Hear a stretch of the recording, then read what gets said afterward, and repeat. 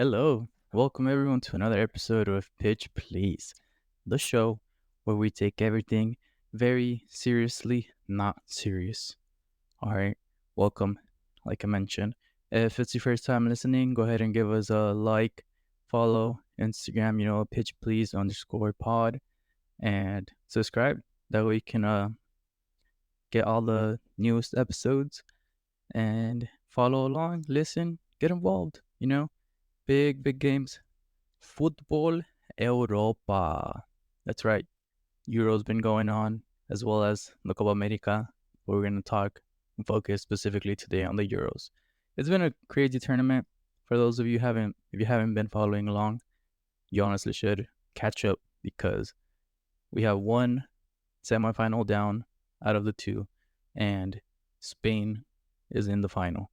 First ones, like I said, they get an extra day, but I'm going to go ahead and talk a little bit about that game, the way that the tournament has been penned out, and who I believe is going to be taking it all, winning the tournament. And we'll go ahead and talk about who my pick is, get it right out of the way. If you're watching on YouTube, remember, pitch please. You see me have a Germany jersey on. No, that wasn't my pick. It's just one of the only international jerseys that I have. So, yeah, that's what I have it on. They're the host country, though. They're hosting the whole tournament. A lot of great stadiums, great cities, very, very good ambient, and the audience has been amazing. The energy has been great. Turkey fans, shout out to the Turkey fans. They held it up. They went as far as they could, playing very entertaining football. That last game against Austria. We'll go ahead and talk about that game. Yeah, Turkey, Austria. A lot of people have deemed it to be one of the best, if not the best, game of the tournament so far. I would say it's the most entertaining. Put it apart from the best game, meaning like the best players, best form, just organization. But there's a little bit of the difference. When people talk about entertaining games, they talk about a lot of action, um, a lot of opportunities, chances created, goals. There was plenty of goals in that one. And people tend to see that as the best game. But I think it's the best as far as entertainment goes because some of the bigger teams, you've seen France play, England, they have been way less entertaining. England, I think they have like the lowest expected goals per game, right? So that means they don't create a lot of chances.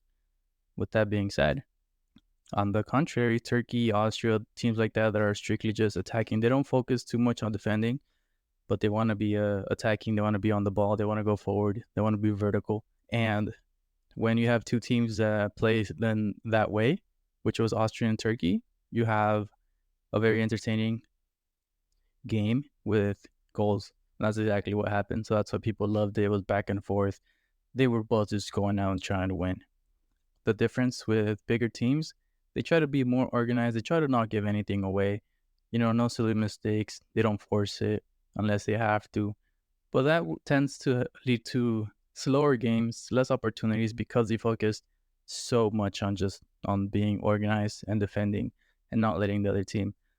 So a lot of the times with those teams, they will focus a little bit more on how do I keep you from scoring instead of how do I attack and score, create as many opportunities as possible. So that's where the difference comes into the style of play and the way that these players or these bigger teams play, and when compared to the quote unquote smaller teams like Turkey, Austria, which they're just solely focused on playing vertical, fast, like I said, going in and score. Like, I want to just go and score.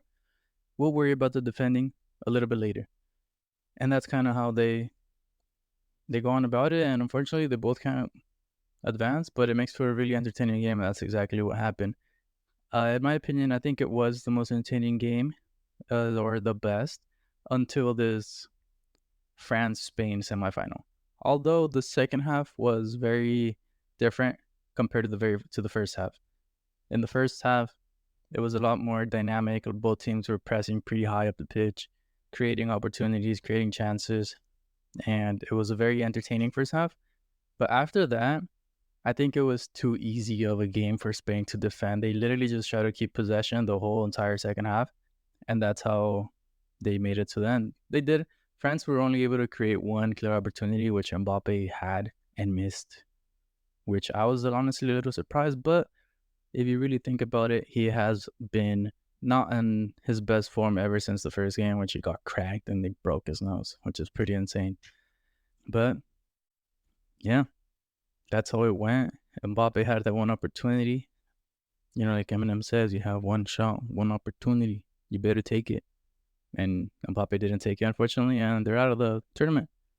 And Spain advances. And now the talk with Spain is Lamine Yamal. Footballer, for sure, without a doubt. He definitely entered the talks of the player of the tournament, but his big achievement was becoming the youngest goal scorer in the history of the Euros at 16 years old. He turned 17 the day before the Euro final, right? And he hadn't scored in the game, or he hadn't scored all tournament. He had a couple assists. I believe he was at 3 assists and that goal for today. And what a goal. That was a golazo, man. It was insane. Props to him.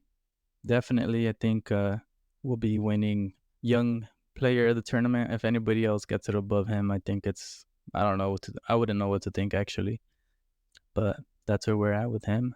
And he most definitely could be in the run for the overall player of the tournament, which to me, I don't think that would be the case. Yes, it would be easier to give it to him because of the PR and all the hype and literally everything that surrounds him. But I think Dani Olmo right now is my pick and my top runner for the player of the tournament. His impact that he's just had, not even just coming off the bench, but the times that he started today. Great freaking goal, even though it went in off of Troncas Kunde. His touch, right? The defender clears it. He takes one touch to just kind of keep it in front of him. Defender's coming on, take the touch away from him, and then he gets his shot off. I think that was going to go in regardless, and I think UEFA ended up giving him the goal. But at first they were like, "Oh, it's a Kunde own goal," but to me, right from the start, it looked like it was going on target. And if you don't know, the way that it's determined if it's an own goal or not is if the initial shot was going on target, and then if it hits the defender and it goes in, then it's still considered a goal on behalf of whoever shot it. The case would be if maybe when they cross it and the ball is going away from goal and then hits a defender and then it goes in, that's when it would be considered an own goal. But in this case, he shot it. I think the ball was on target, and then Kunde just ended up putting it in the back of the net. So if Kunde wasn't there, the ball would have still been scored. So that's why I think UEFA got it right on that one by giving the goal to Olmo at the end. And I think that's important because if it comes down to really just statistics as to who would give the golden ball or the player of the tournament, and you look at that, this goal, it could have been, or it could be very well the difference between him getting it or Lamine or somebody else, which I'm not too sure who that would be. Because at this point, like I said, Lamine Yamal made a pretty big statement today, and he's definitely in the running for the player of the tournament, along with Dani Olmo. And there's gonna be a couple other individual awards, which I honestly think, I mean, if Spain win the tournament, I don't see why you wouldn't give Unai Simon the Golden Glove, because I believe he's only scored on twice now. I think this last game against Germany, I think Germany was the first team to score on him, and then today against France. But even then, I'm not too sure how the other teams have been. But I believe Unai Simon take the Golden Glove winner, and they'll win the tournament as well. Now, talking about the other semifinal, right? I think it's going to be boring. The Netherlands might be able to make the game interesting, but the way that England has been playing, oh my God, if you haven't seen them, you're lucky, because they really don't play too well. Them and France, honestly, if France hadn't lost today, I think they would have been very kind of undeservingly in the final. But I think it panned out the way that it should have, because the way that they were playing didn't really match their identity, the way that we were used to. Like, there was no Mbappe, there was no party, right? He didn't show up, and it was unfortunate the way that it happened because of his broken nose, and playing with that mask apparently was really uncomfortable for him. He couldn't really see from his peripheral vision, but it all came down. Everything happened the way that it was meant to be, and the man of the moment is Lamine Yamal, man. Again, 16 years old kid it's crazy. He should definitely live up to the moment, enjoy this moment, man, because a lot of people are kind of looking ahead, myself included. I've said it, oh, like 4 or 5 years from now, he's going to be playing in some bottom or half table team somewhere else, some other country. But from what he's doing right now, the kid is incredible, and he deserves all the praise that he's getting and all the hype around him. Nothing else we can really say about that other than wishing him that he plans out and he has his career, and hopefully he's on road to win many more games, a lot more player of the tournaments. Hopefully he wins some championships, not with Barca. No. I think he'll stay with Barcelona. But the what sucks for him is that because of how highly rated he is right now, if he set the expectations so high for himself already at 16 years old. So there's players that start and they're solid, and you kind of make your way up. This is his first season, and his first year, he's just kind of, instead of starting out somewhere in the middle or somewhere towards the bottom, he started out the very freaking top. And when you're at the very top, there's only so much more that you can do, and it's so hard to maintain that level of expectancy and performance that if you do anything less than that, people are going to start to criticize you. And he has to be able to work past that. And honestly, I mean, it looks like the kid has a great mentality, and he should be able to continue with that and hopefully keep going and have a successful career. Because again, it's only the beginning. People don't realize that 16 years old is just a crazy, crazy, crazy young age to be doing what he's doing right now. The man, the kid, can't even call him man yet, but he's not even 18. He's barely turning 17 on Saturday. But the kid was touched by the football gods, man. They were all up there, Totti, Maradona, Pelé, all up there. Like, who should we pick next? Just how they did with Messi. They were like, you're gonna be different. Obviously, different generation. No player like Messi. Hats off to him and Ronaldo, right? Them aside, they were all up there just thinking, who else should it be? There's a 16-year-old kid right here. Boom. Give him the Midas touch. They told him, all right, you have been gifted. Go on. Fulfill the prophecy. Everything's been written for him. Just go and do it. And hopefully he does. Wish him the best. Hopefully he makes some smart moves along his career, leaving Barca. Maybe coming to United. No.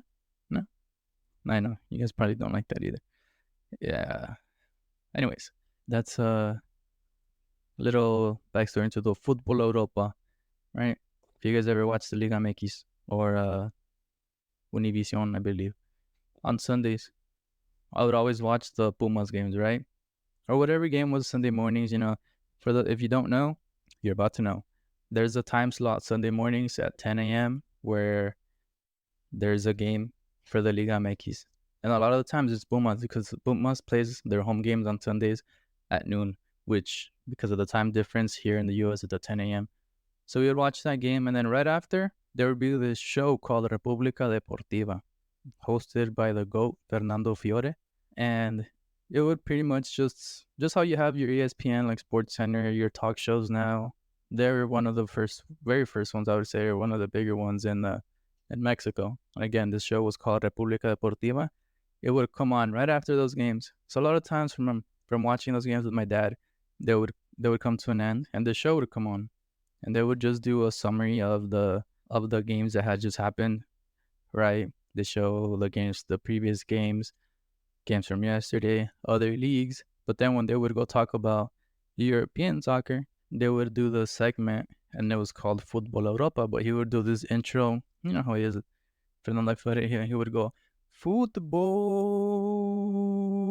Europa. And they would talk about whatever was going on in Europe, La Liga, the EPL, Germany, and all those leagues around the world. All right. But yeah, Spain is in the final. They're my pick again. My Athletic Club boys and their Vivian got some action today. He got beat a couple times, but he's not the fastest. Spain had to improvise on the defense, but Vivian playing at center back, of course, Nico Williams, who before today I think was doing a way better job, or not a way better job, but he had just been more, had a greater impact than Lamine Yamal. And he did. He had his games where he scored. He played really well. He's still playing well. But today was definitely about Lamine Yamal. So it's going to be interesting to see in the final if they both show up, or if Nico shows up, or if Lamine shows up. But yeah, shout out to my Athletic Club boys repping La Liga and Spain with Anaisimo and Vivian, Nico Williams. And we'll go ahead and get into the next semifinal. My pick, I honestly don't see England going through. I don't want the Netherlands either because of just certain players. Not a huge fan of like Van Dijk. Come on. Mr. Best center back in the world. Yeah, maybe for a season. And then that was it. He's been mid ever since. But I think, but then on the other side, you have I wouldn't say you have a strong team. You have strong stars, strong individuals in England, which it literally took one play from Saka to take them into the penalties or into extra time. Otherwise, they would have lost to the Swiss. Who to pick? I think I'll go with England just because they're pretty solid defensively. Again, they don't play very interesting football. They're not very entertaining. They're kind of boring. You listen to the coach talk. Oh my God, that's exactly like that translates into how he has his team play, the way that he talks. If you don't believe me, just listen to him. He sounds very monotone, very tall, slow spoken, with a British accent. I don't know what accent that was, but that wasn't British. But anyways, you got my point. All right. So England advances against Spain. It's gonna be more of a boring final. The entertaining final for sure is Spain against the Netherlands, because they have history. The Netherlands will play completely different. They will play more attacking, and it'll be more of a back and forth game with Spain than if it was England against Spain. And again, the history that I mentioned, the World Cup final. No, it's Spain back in 2010. South Africa was the Netherlands against Spain, and Spain took it. So that would be very interesting to watch. Although I think that's the way that it's going to pan out, honestly. I have the Netherlands over England and Spain winning the Euro. Yeah. So that's the way that I see it planning out. Spain will win the Euro 2024. And Lamine Yamal will get Young Player of the Tournament. And depending on how it goes, like I said, he's the obvious choice for all the hype and Adidas. He's an Adidas athlete, and all that hype is going to be around him. It's going to be the big deal. It's going to be talked about a lot. Today, it's already been talked about. Hopped on the social media and Adidas posted, got a little involved with some people in the comments. Yeah, just how you guys should get involved too. If you're listening, go ahead, head to Instagram, head to YouTube, look up Pitch Please _pod on Instagram, and on YouTube, Pitch Please. All right. And that will be it for today. All right, you got my take on who the winner is going to be, what I thought of the tournament so far. Let me know where you guys have been watching it, what else you want to hear. All right, follow, like, subscribe again on YouTube. Let's get involved in the comments. Video version will be on YouTube as well as the audio. Apple Podcasts, Spotify, anywhere you get your podcast. iHeartRadio as well. That's a new one. I just uploaded the show on there. I don't know if many people use that one, but I like it. I use it for music. It's kind of like a Pandora, but to me, it's a little bit easier to use. But yeah, again, iHeartRadio. There's an app. It's completely free. Look up the show there. Subscribe, like it. Get involved, guys. Yeah, share it. Tell your people, tell your friends about it. And we'll catch you guys on the next one. This was Omar Gutierrez with Pitch Please. Take care. Arriba España, coños.